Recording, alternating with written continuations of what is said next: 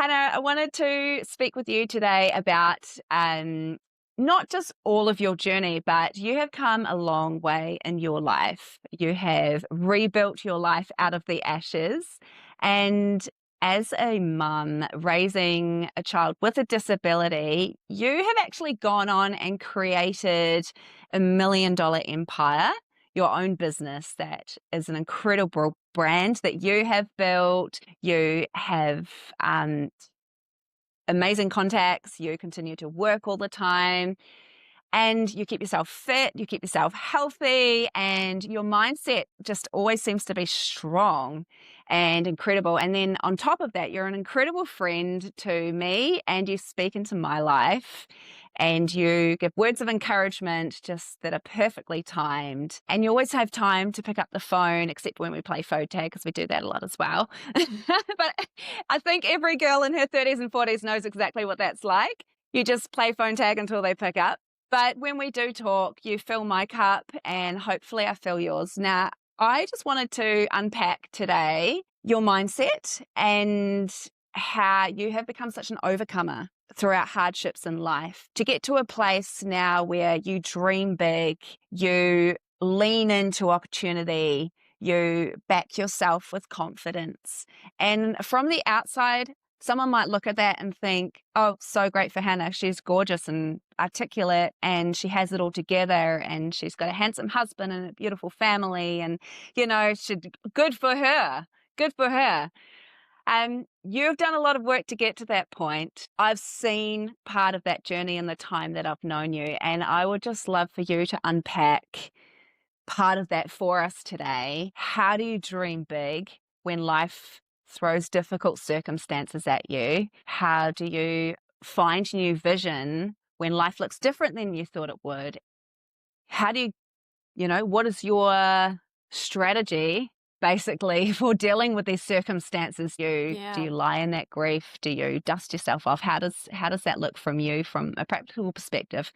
How did you start? Yeah, that's a really good. I mean, firstly, thank you.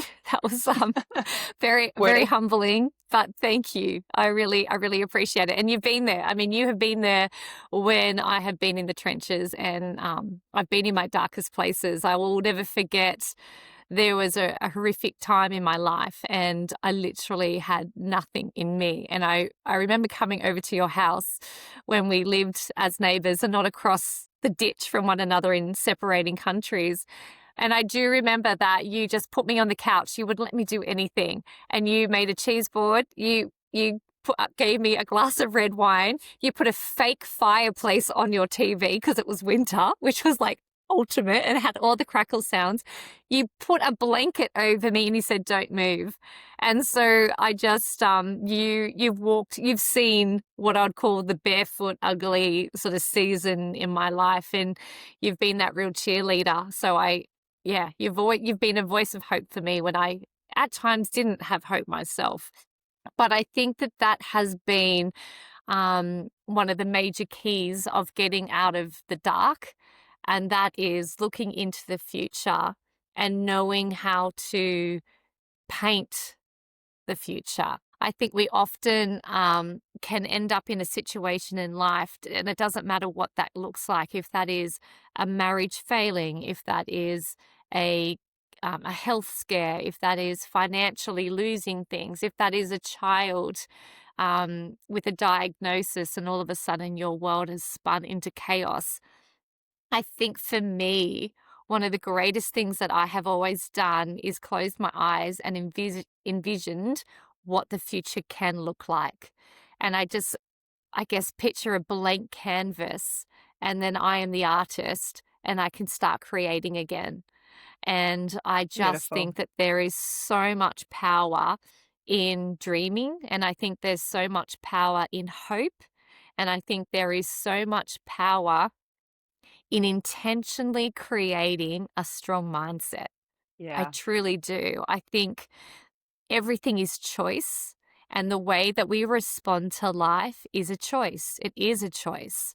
And we Yeah. can be sitting in the dirt, in the ashes, and every single person who has oxygen in their lungs have had to navigate season of darkness.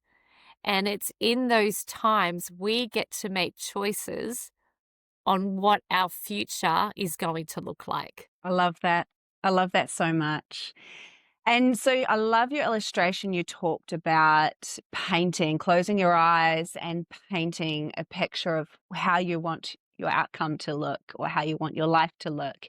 What about the gap of time between when you're lying there and you're painting that picture and actually achieving that dream? How's that looked in your journey? I mean, has your dream come to fruition overnight? When you visualize Mm. that, has there been a waiting period? What do you do to nourish your mindset in that waiting period and to not lose hope of that dream that you have painted in your mind? I think that's when courage comes into play. And when you have courage as the backbone, then you're willing to take risk. Yeah. But it has to be done with courage. I know that sounds really simple, but when you act out in courage, you are acting in belief that something better is to come. Yeah. And I think that every time, and let's talk about when I started business. So I was freshly divorced, and I had moved interstate with my children, and I was a single mum. And COVID, so the company's been going for 5.5 years now. But in that time, COVID had just struck, and I remember being in the grocery store holding onto the trolley, and there was chaos. Everyone was stealing, toilet paper. Do you remember that? No toilet paper. And it was just chaotic. The world was going to go Yeah. into this shutdown.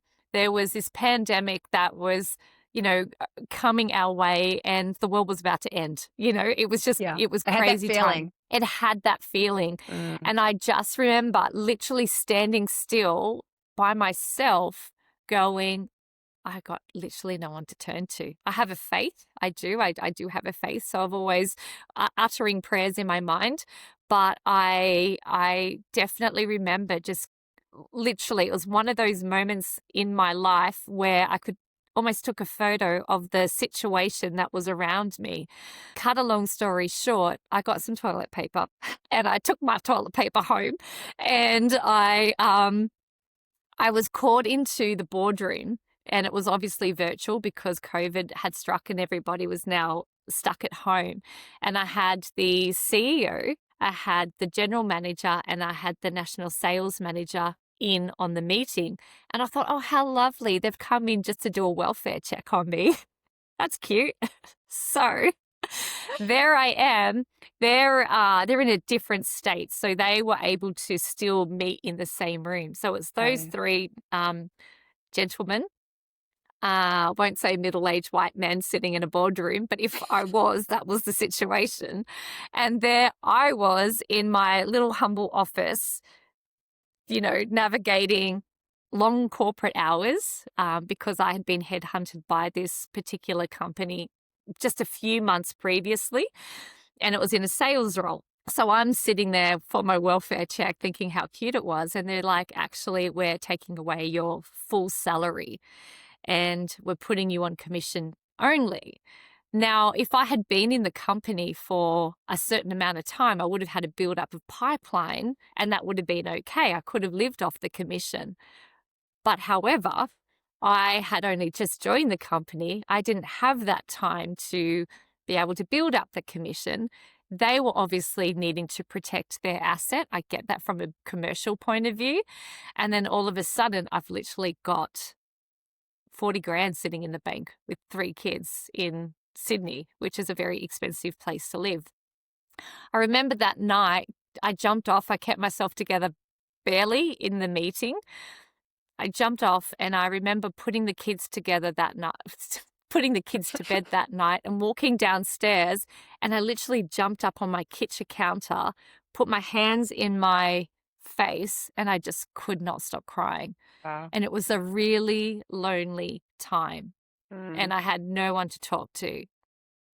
I also remember, and this is where courage comes back into it, I thought I never want to be in a position again where somebody can dictate to me what I can and can't have Yeah. from a financial point of view. Yeah. And that's when I started envisioning what Envisioning. the future could look like as a business owner. Yeah. And I thought, blow it. So I literally put my life savings into a business. I found a business partner. That's another story. He matched the amount. So I had 80 grand to live off for 12 months. And I was like, that's a bit of a pay cut, but I'm going to do it. Yeah. But I'm like, Amazing. I'm not, Awesome. I'm burning the bridges. And I think Yeah. sometimes when we are wanting to paint the future, we actually need to burn the bridges behind us Mm, so the safety net is actually gone. And that's what we've done here for Stronger Self. We've burnt the bridges. We're all yeah. in. We're like, we have a mission. We have women that are on our heart globally. Yeah. We have women that basically have brought us to our knees in tears because we've read statistics, we've heard stories, Yeah. and we've burnt the bridges and we've stepped out in courage. We're blowing oxygen into something that's not yet creating, or we're creating. Yeah. But you have to be willing to start with courage, and you Yes. have to be willing to start with what I talked about before, is painting that canvas of what the future can look like, and then just stepping into it. And not only with courage, but it's got to be with consistency, because you can Yeah. have all the thoughts in the world, but unless you're executing that with strategy, then it's just a pipeline dream. And when we talk about execution, we have a macro look of what it can look like, but we need to really drill everything down into micro steps. Yeah. So when we're starting out a new venture, whether that be a business or a mission or whatever it is for that person, losing weight, um, building wealth, you fill in the blank. It always starts with the micro steps of what can the next, month look like? What can the next 3 months look like? And then being consistent to that vision every single day. Yeah, I love that. I love that. And so, what would you say to a mother raising children with disabilities who finds herself limited with the time that she can put into her dream? Let's say it's a dream to build a business or a dream to have a side business, run something from home. Perhaps it's a dream to work up to running a triathlon or getting fit or something like that. Perhaps it's the dream of rebuilding herself to be able to marry again. There are all sorts of, things that women want to aim for, but she has very limited time in her day and she's looking for that courage. She's looking for those practical steps. What would you say to her as a word of encouragement or even a practical help for someone Mm. who's in that season? I think two things. One, there's only one of you. So there's got to be an element of grace shown to who you are.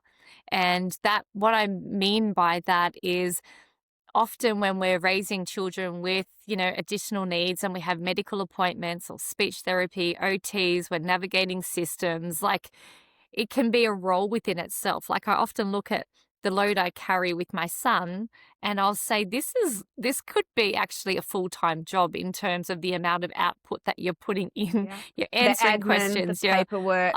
so much admin, so much admin. And Yeah. then all of a sudden you've got all these questions being asked and you're trying to retrack all your thoughts and all the intervention and did he do that yet or hasn't he done that? Like there is a lot. So I think there's a being willing to be okay with starting small and being Yes. Love willing that. to be okay with going, this is my season. And I think what I've learned over raising children, my oldest is now 20, that you have different seasons through motherhood. And it's being content and rested in the season of motherhood that you are in, because what I've found at different seasons is going to be different intensity. Yeah. And then they get a bit older and there's a different type of needing to show up every single day for your kids. But there's also I guess a bigger gap. So I think showing grace to yourself and doing what you can with what's in your hand, like I'm a big believer, is just start with what's in your hand. And if that's a triathlon, you have a footpath outside of your house. Just get up and run a K. Get Yeah. up, run 2Ks. Like go to a local pool, carve out time. But it also creates, you also need discipline. Yeah. So you need to have discipline to execute the dream. Yeah. So I'm a big believer that showing grace, starting small and starting with what's in your hand, painting out your steps, so ensuring that you've got goals that you're wanting to reach, but showing up and actually doing that with discipline and consistency. So, what if I'm a mother who says, "That's very well for you, Hannah. You have a husband now, and you have older children who can look after the other children," and you know, um, I guess kind of putting excuses in the way of, I can't achieve my dreams. Sure, you can dust yourself off and achieve your dreams, but it looks different for me. It's harder for me. And what would you say to someone who's battling those thoughts in their mind? What would you say to me if I said that to you? Well, obviously, empathy is something that I always want to demonstrate because we're women doing our best. And I think every single person is doing her best. Okay. And your best might look different to somebody else's, and that's okay. So rest, like rest. And then the harder side of me says, but you still have a choice and you still can create a mindset and habits about reaching your dreams. So I didn't always have a husband, right? I didn't. Like I was a single mom for 3 kids. I just was. When I had my youngest baby, I actually lived on the other side of the road, and I was the side of the road, other side of the world. I was in Canada.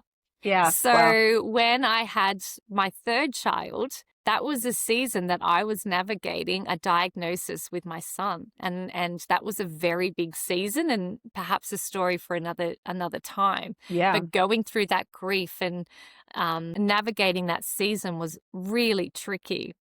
But I remember during that time, I would write a blog because I've always had a heart for women. And I thought, what can I do with what's in my hand in the season that I am right now? Sleep deprived, in grief. I had a third, like an older child in grade 1. It was still busy. I didn't have any family support. It snowed like 360 days a year. So so we were never outside. So I was like starved of vitamin Oh, D. no. But it was just about what can I do in the season that I'm in now? Yeah. And and the way that I turned up was me opening up my laptop and writing my heart's desires for women to create impact. And that's all I could Amazing. do in that season. Yeah. But I really, truly believe that mindset is also one of the most crucial keys that we can have. And when we are elevated, when we are practicing gratitude, when we are forward looking and not, I'm a big believer in survivor mindset, not being a victim. And Yeah. when we really build up our mindset and we maintain, I guess, strength in our mindset, and that's through the books that we read, the podcasts we listen to, the voices inside of our head, like, you know, those thoughts that can come in and diminish us. Do we listen to those? Do they win? Or do we squish them and we replace them with truth? So they're the sorts of things that I would, gently suggest to anybody that's listening. That's very powerful. Very powerful. I do feel like I've had a free coaching session here, actually. You're welcome. And look, they're really good practical keys. I think it's very important what you touched on, accepting the season that you're in. Sometimes that's a season in the waiting. Sometimes that's a season of nurturing your dream and not doing anything with it. And sometimes in those seasons, I love that you started a blog and that you just start to tell your story or reach out to other women. And are you a believer that in some cases to step outside of your chaotic world, sometimes it's great to reach out and touch other people if you can, Absolutely. Yeah, the Yeah. power of your story. Absolutely. Like the power of your story. I think for me at the beginning of, I guess, personal growth, I was fortunate enough to hear Brene Brown speak at a conference in Chicago. And she wasn't as big as she was, as she is now, but I just remember then reading her book, Daring Greatly, and the Gifts of Imperfection. And I think when we can use our story to help other people then I think there's a lot of power in that. Yeah. I think if we're willing to be vulnerable, and appropriately vulnerable, like often we will share something, and I call it the vulnerability hangover, where you're like, oh my goodness, did I just say that? Um, Guilty. I just, right. I think that there is real power in using the story that is inside your heart to impact other people, for Yeah. sure. Yeah. So for any mother who's listening to this who feels, I have nothing to give, I'm home all day, I don't see many people, we can't get out of the house very often, not just because it's Yeah, snowing, but because disabilities, children, raising them, absolutely. the logistics of it. And what would be some suggestions for her, perhaps, who might be listening and saying, well, tell me 2 things I could do, Hannah, or 3 things I could do to get out of my head and get, my dreams on paper? Or how do I start to visualize a life for myself or for my children? Where do I start with even trying to paint these dreams? Because I'm so bogged down by grief or the practicalities of every day. I'm pouring out to child with disability, plus the toddler who needs my care, plus the husband who needs me to be on form, plus I'm juggling part-time work, because who can live on a single income these days? Nobody.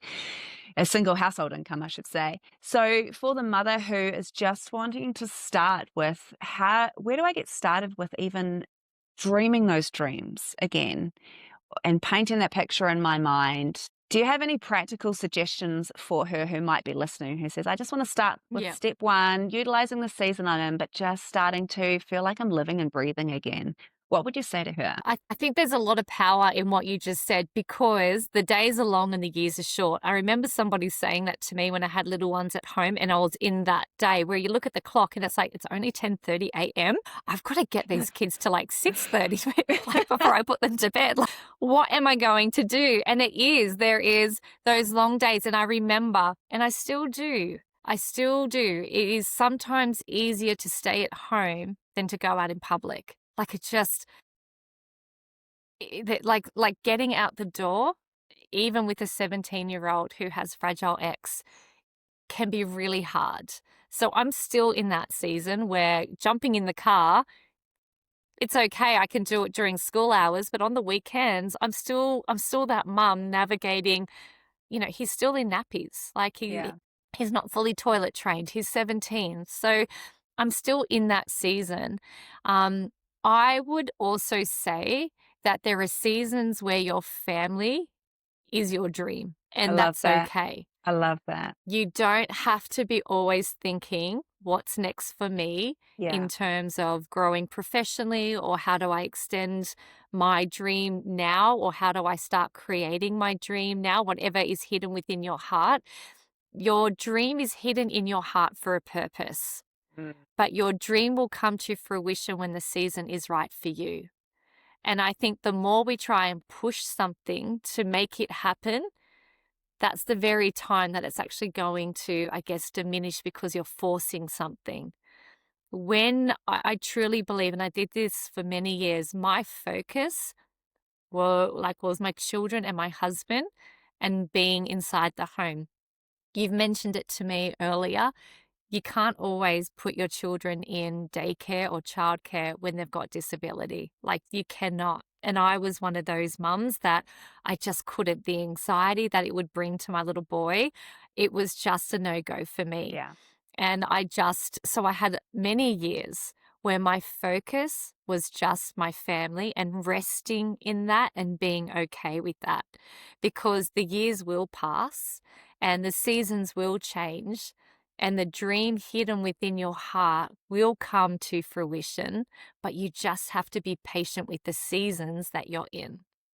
Ah, I love that. I love that. Thank you, Hannah. And I feel like that's a really great place to wrap up today. Just on that note, that was very powerful and impactful. I got a lot out of that. And I really hope that our other mothers listening got a lot out of that as well. And that you've sparked not just hope for dreaming for their life, for their beautiful life, but also, as you said, just sitting in that season of being a mother. It's a gift. However that season looks, however your child's future looks, or the now looks, and those long days and those diagnoses and all the medical jargon and all the medications, you're called to be a mother first and foremost, and to accept that season and to find gratitude in that season as well, I think is a beautiful thing. You articulated that really well. And thank you for opening up and sharing your heart with us and for learning vulnerability and yeah, just to reach out to mothers like myself and anyone else listening who needs to fill their cup today. I'm certainly going to go and off for the rest of my day feeling nourished, just spending time with you on here. So thank you. Pleasure.